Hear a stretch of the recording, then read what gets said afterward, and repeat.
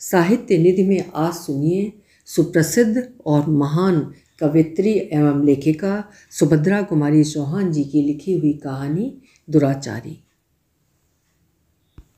पंडित राम सेवक के हाथ से सुमरनी गिर पड़ी। वो झल्लाए से उठकर पूजा की कोठरी से बाहर बरामदे में चले आए। बरामदे से गाना और साफ साफ सुनाई पड़ने लगा। मुंशी दया शंकर के तिमंजले पर से कोई कोकिल कंठी गा उठी, नीर भरन कैसे जाऊं। सचमुच गीत बहुत ही मधुर और गान का ढंग अत्यंत आकर्षक था। पंडित राम सेवक लाख प्रयत्न करके भी माला जपने में सफल न हो सके। जब राम नाम का गढ़ इस गीत के सामने टूटकर गिर ही पड़ा तो पंडित जी सुमरनी एक तरफ रखकर बरामदे में एक स्टूल खींचकर बैठ गए। दयाशंकर की कोठी की तरफ मुंह करके वे संगीत का सुख लेने लगे। गायिका गा रही थी, डगर चलत मोसेरार करत है, बहियाँ पकड़ मोरी ढीठ कन्हाई। पंडित जी संगीत इतने तन्मय होकर सुन रहे थे कि वे अपने पड़ोसियों का आना भी न जान सके। उनकी तंद्रा तब टूटी जब उनके पड़ोसी किशन ने उनके कंधे पर हाथ धरते हुए पूछा, पूजा हो गई पंडित जी? पंडित जी खिसियाए से बोले, कहाँ की पूजा, कहाँ का पाठ भाई। जब से ये पड़ोसी आया है तब से सुबह गाना, शाम को गाना, दोपहर को गाना, गाना छोड़कर जैसे उसे कुछ और काम ही नहीं है। रेडियो तो रेडियो, अभी एक नया तूफान और खड़ा किया है। जीवन बोला, भाई कुछ भी हो, बुरा चाहे भला, पर मोहल्ले में जान सी आ गई है। और सच बात तो ये है कि गाना मुझे बुरा नहीं लगता पंडित जी, कह के वो मुस्कुराया। पंडित जी तिलमिला से उठे, बोले, तुम्हें क्यों ना अच्छा लगे? मुंशी दयाशंकर की कोठी पर तुम्हारी शाम जो कट जाया करती है। बड़े आदमियों के साथ उठते बैठते हो और 5 सिगरेट ऊपर से मुफ्त का, पर यहाँ तो इस गाने बजाने के बारे पूजा पाठ धर्म कर्म सब डूबा जा रहा है।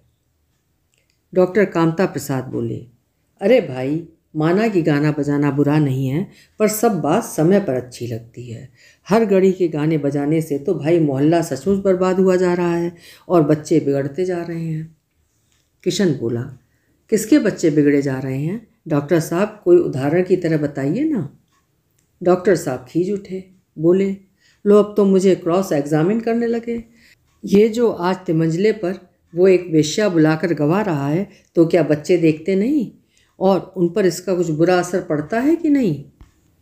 पंडित जी जोर से बोले, पड़ता क्यों नहीं, जरूर बुरा असर पड़ता है। सच कहता हूँ, मेरा बस चले तो ऐसे दुराचारी को गोली से उड़ा दूँ। डॉक्टर साहब बोले, मेरे भी मन में यही आता है, पर क्या करूँ। अरे भाई, रुपया पैसा है तो ज़मीन जायदाद खरीद लो, मंदिर बनवा दो, धर्मशाला बनवा दो, कुछ धर्म के नाम पर खर्च करो। ये क्या कि सारा पैसा बस नाच गाने में फूंक दिया जाए। फिर स्वर को धीमा करके बोले, और भाई, शाम को 8 बजे के बाद तो वो सदा शराब के नशे में रहता है। ऐसा दुराचारी तो कहीं देखा नहीं। उसकी तो छाया भी छूना पाप है। धर्म कर्म से दूर सदा पाप में डूबा रहता है। पंडित जी ने जीवन की ओर देखा, फिर बोले, ना भाई, ऐसी बात जीवन भैया के सामने ना कहो। जीवन भैया की शाम तो प्रायः वहीं कटती है और कौन जाने घूंट 2 घूंट चढ़ा भी आते हों तो कुछ आश्चर्य नहीं। संगति का असर तो पड़ता ही है। बात अधूरी ही रह गई। इसी समय फटे चीथड़ों में लिपटी हुई एक स्त्री अत्यंत दुर्बल, किसी प्रकार अपने तन को ढके एक बीमार बच्चे को कंधे से लगाए वहां आ पहुंची। बच्चे को वहीं सुलाकर वो दोनों हाथ जोड़कर धरती पर माथा टेक कर बोली, पंडित जी गोड़ धरी, ताला खुलवाए दे, बेटनुआ दिकियान है। यहाँ परदेश में हम कहाँ जाई, काल परों तक कोठरिया के किरावा जरूर दे देव, आज कतहु नहीं पायन। अर्थात पंडित पैरों पड़ती हूँ, ताला खुलवा दीजिए, लड़का बहुत ज़्यादा बीमार है, परदेश में कहाँ जाऊँ, कल परसों तक किराया जरूर दूंगी, आज कहीं नहीं मिला। पंडित जी उसे झिड़कते हुए बोले, जब तक किराया नहीं लाएगी ताला नहीं खुलेगा। आज कल करते करते 15 दिन तो हो गए, जा निकल, नहीं तो ठोकर मार कर निकलवा दूंगा। स्त्री फिर गिड़गिड़ाई, बिटौना जड़ाए के मर जाई मालिक, जब ओढ़े बिछावे का भितरे बंद होएगा है, दया करी मालिक, जानो आपे के जियाए जियत लाग हम। अर्थात लड़का ठंड के मारे मर जाएगा मालिक, ओढ़ने बिछाने का कपड़ा सब भीतर बंद है, जैसे आपके जिलाने से जीते हैं, दया करें मालिक।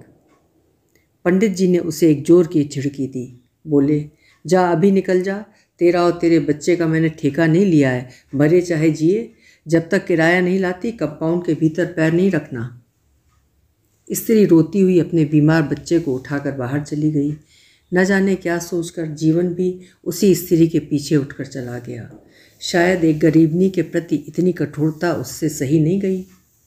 जीवन के जाते ही पंडित जी किशन और डॉक्टर साहब की तरफ मुखातिब होकर बोले, बदमाश है साली, जब तक इनके साथ इस तरह पेश ना हो किराया देते ही नहीं। ये नहीं कि इनके पास है नहीं, पर देने की नीयत नहीं है। रोज़ चाय पीती है, दूध शक्कर के लिए पैसे आ जाते हैं, फिर किराए के लिए सदा यही रोना रहता है। किशन के अंदर जैसे कुछ दुख सा रहा था, वो कुछ बोला नहीं। डॉक्टर साहब बोले, हाँ रीवा वाले बदमाश होते ही हैं, कहकर चुप हो गए। वे भी मकान मालिक थे, किराया वसूली में उन्हें भी अड़चन आती थी और प्रायः यही होके रहता था। जब मजदूर अपना ताला बंद करके मजदूरी करने जाते, तब उन गरीब मजदूरों के कमज़ोर ताले पर इन मकान मालिकों के मजबूत ताले पड़ जाते, और जब तक वो मजदूर, फिर वो स्त्री हो चाहे पुरुष, किराए की रकम न लाकर दे दे, मकान मालिक का ताला नहीं खुलता था। फिर वो रकम चाहे वो चोरी करके लावे, चाहे अपने को बेचकर। यदि किसी प्रकार भी किराए की रकम नहीं जुटा पाता, तो चाहे बरसात हो चाहे सर्दी, उस गरीब को आसमान की छाया के नीचे ही रहना पड़ता था। किशन और डॉक्टर साहब उठकर जाने को ही थे कि एक और दुबला पतला बूढ़ा व्यक्ति तिलक लगाए लाठी के सहारे आकर खड़ा हो गया।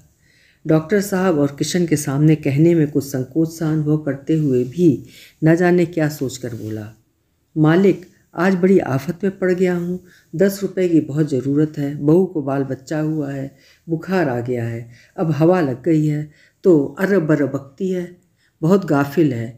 मैम आई थी देखने, 10 रुपए की दवा लिख गई हैं, आज का काम चला दो मालिक, आप ही का भरोसा है। पंडित जी ने बूढ़े की ओर घूर कर देखा, बोले, कोई जेवर लाए हो तीनों पंडित, या वैसे ही रुपया लेने आए हो? अभी तो पहले के ही रुपए पड़े हैं, एक धेला ब्याज तक नहीं मिला है।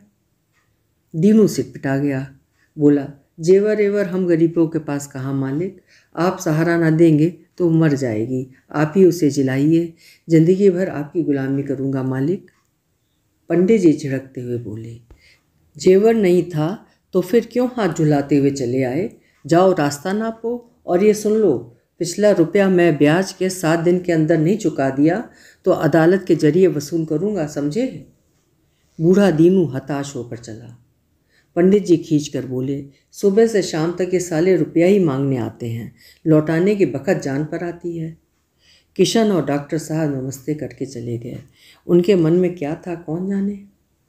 इस घटना के कई दिन बाद पंडित जी खेत पर जा रहे थे। रास्ते में मिल गए जीवन और किशन। पंडित जी ने पूछा, कहीं गए थे क्या जीवन भैया, दिखे नहीं इधर कई दिनों से? किशन, तुम भी नहीं आए? रामायण भागवत रोज शाम को हुआ करती है, तुम लोगों के बिना सूना सूना लगा करता है भाई, आ जाया करो। धर्म की वार्ता से इतनी दूर क्यों रहते हो? असर पड़ने लगा क्या पड़ोसी का?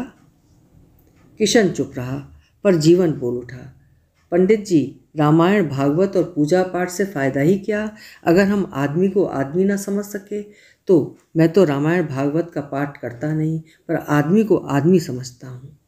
भगवान मंदिरों में नहीं, हम आप और गरीबों में हैं। पर किराए के लिए उस दिन जैसा जो कुछ आपने उस गरीब स्त्री के साथ किया वो उचित नहीं था। पंडित जी हंस पड़े, बोले, जीवन यही तो तुम भूल करते हो। अगर मैं कहूँ कि उस घटना के घंटे भर बाद ही उस स्त्री ने किराए के रुपए लाकर दे दिए, तब तो तुम विश्वास करोगे ना कि वो झूठ बोलती थी और उसके साथ वही बर्ताव होना चाहिए था जो मैंने किया था। वो स्त्री और दीनू पंडित आपके रुपए दे गया, क्यों? पंडित जी सगर बोले, दे के कैसे न जाते, मैंने अदालत की जो धमकी दे दी थी, ये सब साले इसी के लायक हैं। जीवन बोला, पर पंडित जी, इन दोनों आफत के मारे गरीबों को उसी दुराचारी दयाशंकर से ही मैंने रुपया दिलवा दिए थे, और तब कहीं वो कष्ट से छुटकारा पा सके, नहीं तो अब तक धन्यों के बच्चे का और दीनू की बहू का न जाने क्या हाल हुआ होता। शायद दीनू तो अदालत के चक्कर काटता होता और धन्यों बच्चे को दफना चुकी होती, परंतु एक दुराचारी ने उन्हें उबार लिया। मेरी राय में तो आप सरीखे सदाचारियों से ये दुराचारी कहीं अच्छा। अभी आप सुन रहे थे सुभद्रा कुमारी चौहान जी की लिखी हुई कहानी दुराचारी।